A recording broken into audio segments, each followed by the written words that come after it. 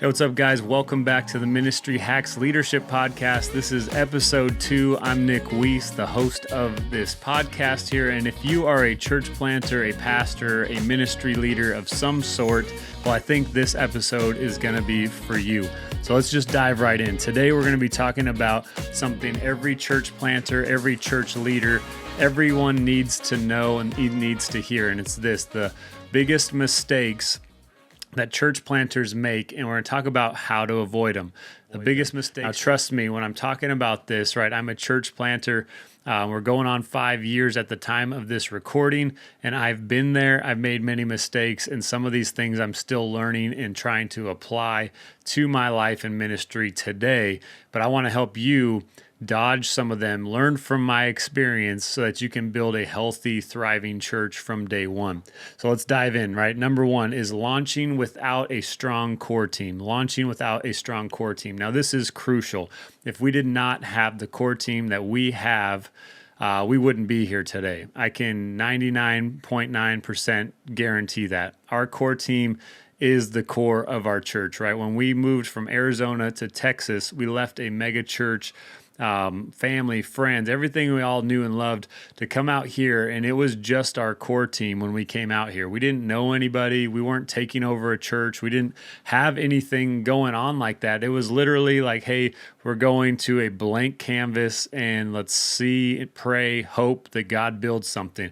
Now, if we didn't have our core team, we wouldn't be here, because when we moved out here, all of us, right, there was 9 adults and 7 kids that moved out from Arizona to Texas in 2020, right when COVID was hitting. And it was crazy times, right? We're trying to plant a church. We're full of vision, full of excitement, optimism, all that stuff. And then we come here and COVID hits and nothing's open. You can't do anything. You can't talk to nobody, right? If you go in line at a store, you got to be 6 feet away. You guys remember that. And that was our entrance into church planting. It was crazy, right? And then it's like, okay, well, where are we going to all work? We need jobs. And then nobody was hiring.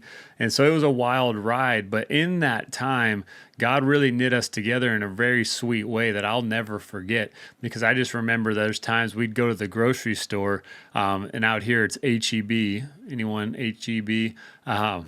HEB, and someone would go there and we'd send out a group message. Hey, I'm at the grocery store and they have bread. Anyone need me to grab a loaf? Hey, they got toilet paper. Need me to grab you a roll?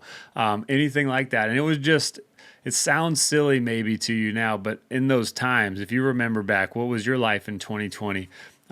Just having people, like, we were all we had, and we supported each other, and it was amazing. Now, you're like, how did you get that core team? Well, I worked at a mega church, right? I was an assistant pastor there, but we never approached anyone and said, hey, I think God wants you to come with us to go plant a church. Or we never approached anyone and said, hey, I think you should pray about coming to plant a church with us. We simply just started sharing our message and what God was putting on our hearts, me and my wife, with our friends, with people we'd meet. They'd ask us about, like, what's God doing in your life, or what do you think's next? And we're like, well, I think God's calling us to go plant a church, and we don't know where yet. We don't know how it's all going to work out, but that's really what we're feeling. That's what we're going to do.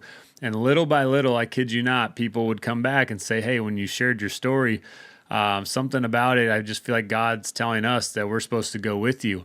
And it didn't happen once or twice. It's happened multiple times, to where we had 9 people, me and my wife included, adults who moved out from Tucson, Arizona to the Austin, Texas area. And so that was how that worked. And so a strong core team is crucial. Now, in those early days, right, when you get someone who's like, hey, I want to come plant with you and I want to support you, whatever we got to do, here's my encouragement, is that you have to disciple them and teach them, mold them, right? And our day ones is like me, my wife, Sam, and Morgan. We were the first 4 people, and Caleb, 5. We just got together and we had Bible studies. It wasn't anything fancy. It wasn't anything crazy. And this was before we moved to Texas. It was like, hey, well, we're here. We know what we're going to go do eventually. Let's start preparing for it. And so we did that. And so that was one of the things that you have to do. And so why this is a mistake, right, is launching without a strong core team. Well, it's a mistake because a strong church isn't built on one person. You need to understand that it's built on a team of leaders who are then founded in Jesus. This isn't just new believers or people who think it's a cool idea to maybe go plant a church, right? And they're not sure about what they think about Jesus. No, you need a team of solid believers to come out who share the same vision that you do. That's very important, because if they have different ideas and philosophies and theologies that don't align with what you are called to do, well, it's going to cause problems down the road. And so it's not built on one person, it's built on a team. And so when everything falls on the pastor, and I can attest to this, and I'm sure many of you can, burnout is inevitable, right? Burnout is inevitable. If you try to do everything yourself all the time, it's just not possible. It's not sustainable. Burnout is inevitable. And I've been there myself, because there was times we all work jobs outside of the church plant because we got to support ourselves. So it was like, well, they're all working 40, 50 hours a week. And I mean, so was I, but it was like, I'm going to stay up till 2 a.m. and build a website. I'm going to stay up and figure these things out. And burnout eventually happened. And then later on, burnout led to depression for me as well, which affected a lot of things in my life. But just understand it, you can't do it all. So here it is, how to avoid that, how to avoid launching with a weak core team, right? Well, number one, you got to recruit people. You got to build a team. You got to bring people in and recruit intentionally and gracefully, and not in a way that makes them feel convicted or guilt tripped into saying yes, right? You got to find people who share the same spirit, same DNA, the same theological beliefs as you do, right? Who fit what you're trying to do, because again, you have a vision, you have a mission that you're trying to accomplish, that God's called you to do. And if theirs is way off, and then you bring them on just because they're like, sure, let's just do it, that's not a good fit. And that's not going to be a strong core team. That's going to lead to division later. So I would say when you're recruiting, if people are interested, you got to start vetting them too. Just like, hey, well, what do you believe about this? And start just asking them the basic theological things that that you want to know, that we agree upon. Ask them just as the Spirit leads you, like ask them specific questions and listen, right? When people say things, oftentimes they say things leading on to something, but they don't want to unpack it all. But if you hear it, you can be like, hey, what did you mean by that? And you can start to unpack and draw out really their beliefs. So you can be like, hey, I really love and appreciate you and your desire to want to come be a part of this, but I really don't think our church is for you. And then you could maybe have a follow-up, be like, hey, but I do know another pastor who could use someone, and maybe there's a better fit there. But recruit intentionally, train them early, right? As early as you develop them, right? As early as they're like, hey, let's go. Whatever time you can make that works with them. Start to develop your team early, train them. Don't wait until launch day to get people involved. And so start training them. And that's a hard one when you're church planting, especially when you have to work other jobs to support yourself, because it's like trying to schedule a day when everybody can meet together. It's really hard, and especially when you have a bunch of little kids too, where it's like, well, we can all get together, but we're going to have 7 kids. And now if our core team gets together, we got 10 kids. Boom, there it is, 10 kids at the very least, right? Because our church has grown. But that's just with our core team now. Went from 7 kids, now we have 10 kids. And it's like, how are we going to get anything done? So it's very hard, but you got to make the most of the time you have. And here's the next part of how to avoid that is delegate responsibilities. Delegate responsibilities. Your job, if you are the senior pastor or lead pastor or pastor of some sort with kind of authority in that, is your job is to lead, not to do everything. Now that's a word for myself. Your job is to lead, not to do everything. Because I know sometimes it feels like, well, if I don't do it, who's going to do it? But just start asking, if you have people who are committed, hey, can you take over scheduling for this? And hey, can you start taking over worship and doing these things, right? And you just start to delegate things and give. I've heard it said, if someone can do something 70% as good as you, so meaning you take a 30% deduction of that, right? It's like, well, we just lost 30%. It's like eventually they're going to be able to do more than you, better than you, because that's all they're doing instead of you multitasking on all these things. So delegate, delegate, delegate, delegate. Number 2, mistake church planters make is a lack of clear vision and mission. A lack of clear vision and mission. A church without a clear vision is a church that will struggle to grow. Too many planters, church planters that is, start their church with a passion for ministry, but without a defined mission and strategy. Now, I can attest to this a bit because COVID happened, and for us, it just changed everything. We had a very clear mission, vision. We were optimistic. We were just fired up, fervent spirit. And then all of that happened, and it just became like, well, what do we do, right? We can't meet in a building because no one's renting anything. And very interesting, right? But it's like our mission is very simple for our church is we exist so that people may know Jesus. That's for people who believe. That's for us. That's for new people. We want people, ourselves included, to know Jesus. That is our mission, right? And our strategy, strategies change. You got to try things. Strategies change with seasons, right? Sometimes it'll work, sometimes it won't, and you got to just try new things. But having a clear vision and mission is essential. It's a mistake because without a clear vision, right, your team, your congregation, your community, well, they don't know what sets your church apart, right? They don't know what you're about. They don't know who you are, why they should care. And especially if, like us, coming out to church plant, and a lot of people here have lived here a long time. And it's kind of like, well, who are you? We got all these other churches. Why would we want to go to your church just because you opened a church? Anyone could do that, right? So you have to have a clear vision, a clear mission, something that people can grab onto and understand right away. Like, okay, I know what they're about, and that's important. And if you can't articulate why your church exists, it's hard to inspire people to join you and check you out. So how can we avoid this, right? Lack of clear vision and mission. Well, number one, ask yourself this: why does your church exist?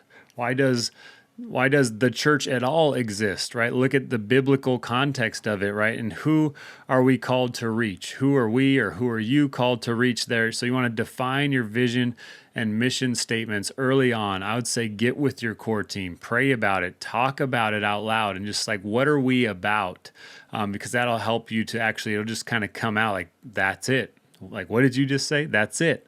So that people may know Jesus. And so once you find that out, then communicate it often, right? Communicate it often. If your people can't repeat what your mission is, well, it's not clear enough. And I think you got to put it on a t-shirt, put it on a sticker, put it on a water bottle, right? You got to preach it in the announcements, preach it in the sermon, preach it when you're telling people to go home, have a good day, God bless you. Preach it all the time so people know without a shadow of a doubt that this is what this church is about. And whether or not they like it or not, well, that's a whole nother story, but there's no question to what you are about. All right, so communicate it often and align everything with your vision and your mission statement there, right? Your sermons, your outreach, your decisions about what you're going to do budget-wise. And so for us, it's like, if it's not going so that people may know Jesus, then why are we doing it, right? Why would we do that? And so anyways, that's number 2. Number 3, poor financial planning. Poor financial planning. Many people, church planters, underestimate how much it costs to launch and sustain a church. Launch and sustain a church. Starting strong financially, it's key to long-term success. But now this is going to look different for everybody, right? Some people have people who are going to give them hundreds of thousands of dollars. Now, I'll tell you, that wasn't us. No, it wasn't us. But we were able to start strong, even though it might be small compared to others. And then you have to plan financially and be responsible there with what you are given.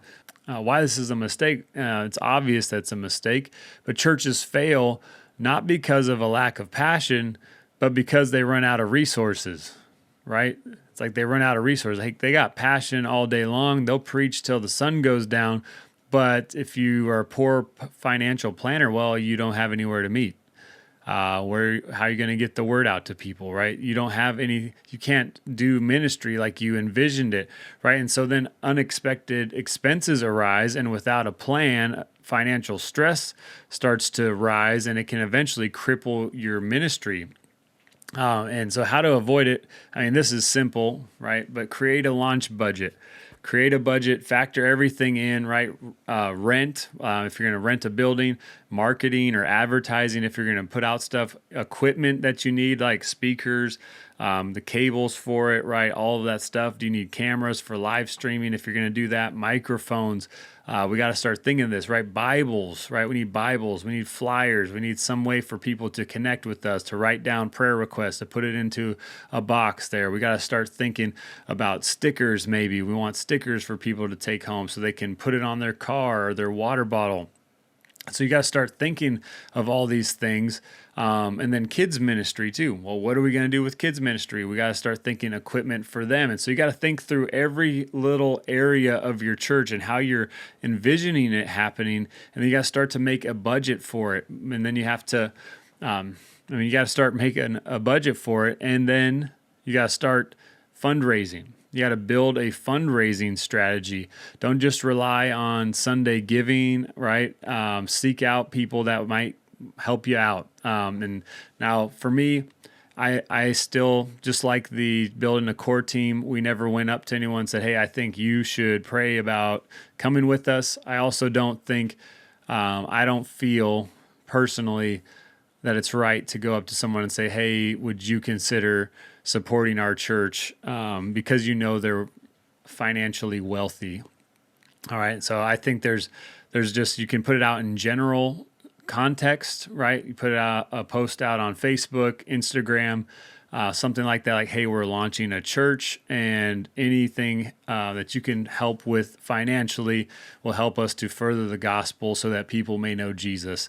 And so you can start to build a fundraising strategy. Now that might look different for everybody a bit, but have some type of a strategy, something in mind, and start to use things, financial tools, right? There's a lot of different platforms that offer free solutions. One of them I'll mention that we use that I like is Subsplash. Their giving platform is free. No giving platform is going to be 100% free because there's always going to be a fee, a processing fee that they can't even get around because the card processing place is going to pass it down to them, which passes it down to us. So you're not going to get away from that. But at least with online payments, that is. And so Subsplash, though, awesome resource, and you can embed it right into your website, but have some type of platform where they can go. It looks legit. It works nice. It's secure. We don't have to worry about something sketchy. They can use it and start giving to your church fund today.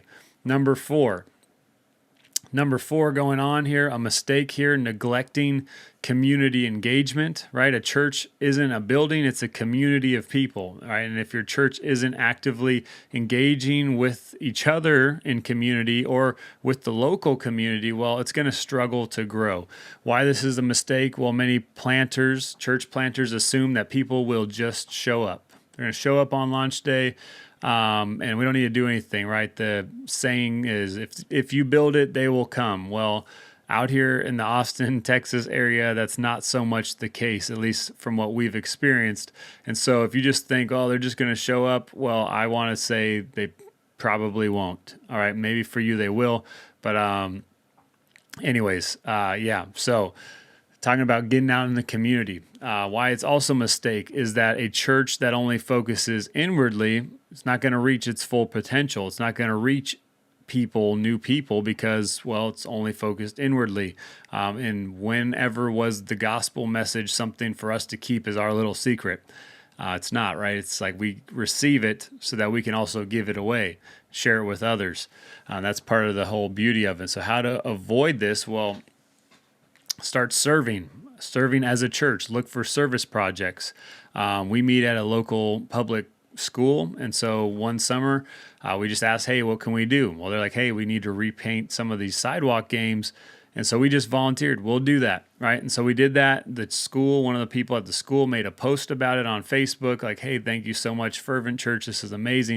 And that's just one way to start serving in the community. And so people see that you're not just about you in your church, right? You're about others in the community, and you really do care. And so people start to hear and understand that you're the real deal. And so you want to think about getting into the community, build relationships in the community. Don't just invite people to church, but be the church in the community. Now, number 5, our last big one anyways, mistake is not leveraging digital ministry.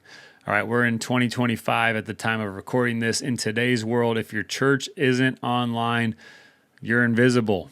I know, that's harsh, right? Anyone who's over 45 years old just got upset at me and probably turned off the podcast. But if your church isn't online, you're invisible. If you don't have a website, no one's going to find you, right? If you don't have a live stream, it's like people aren't probably going to come check you out because people are just afraid and they're so accustomed to comfort. And I know we're like, well, we're not going to just come down to their level. Well, we are the church, and we're supposed to get out into the community to reach people.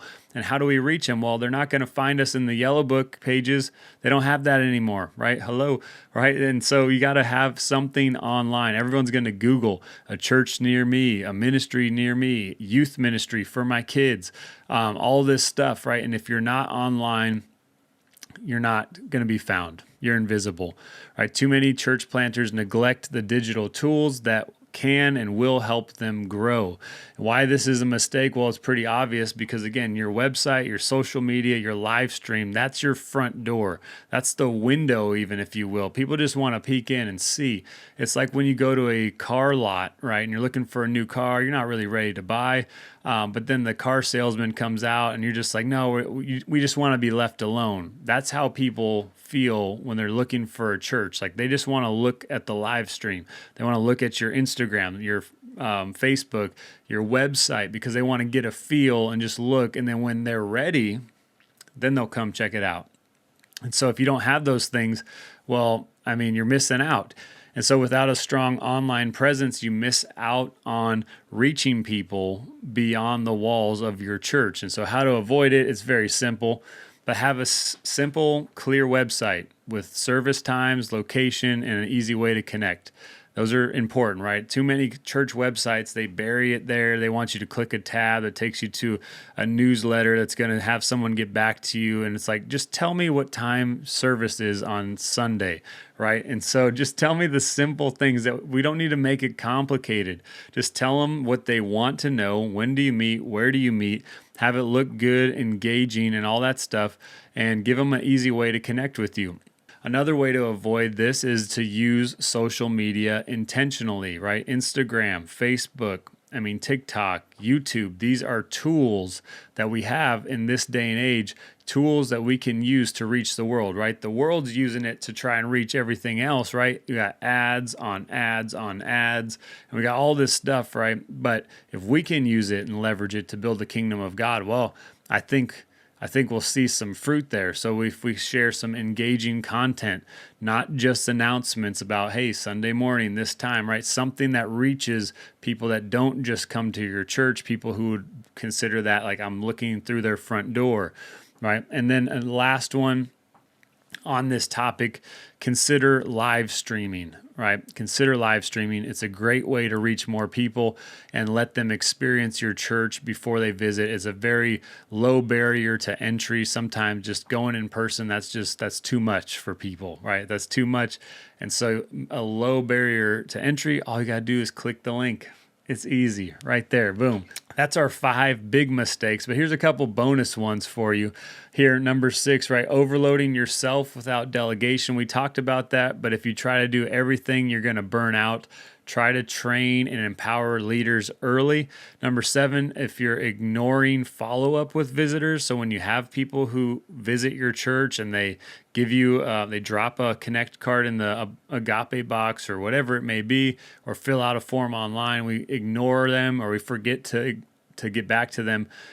People who visit, well, they need personal follow-up to feel connected and to have a reason to return. So have a system in place, whatever that is. Maybe you assign someone, say, hey, here's your job every Monday or Sunday afternoon. It could be, can you just shoot off an email?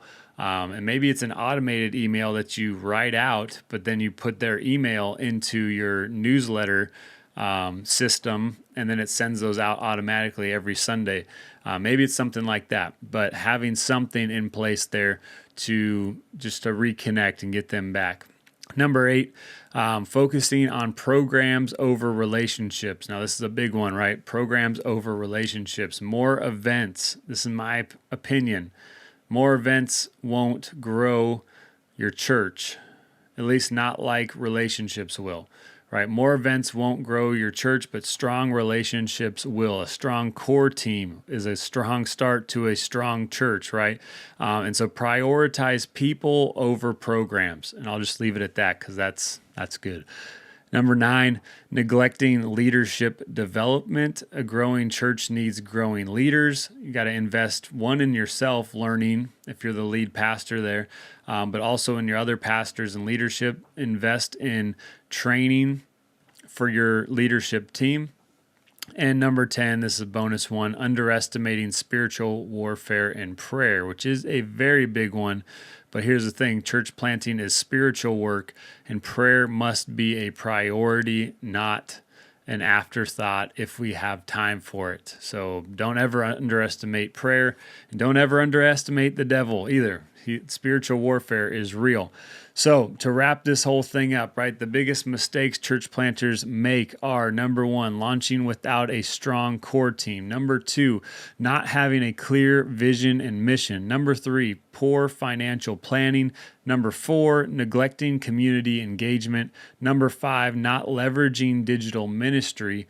Number 6, not delegating responsibilities. Number 7, failing to follow up with visitors. Number 8, prioritizing programs over people. Number 9, ignoring leadership development. And number 10, underestimating the power of prayer.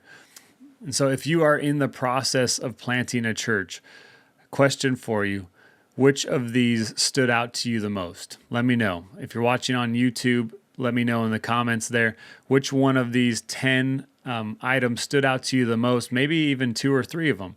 Let me know, but here's next steps here. Subscribe to the Ministry Hacks Leadership Podcast so you don't miss future episodes.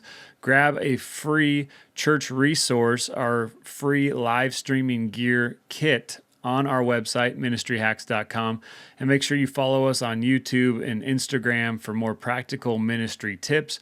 We'll see you next time as we continue helping church leaders grow, lead, and thrive. Peace.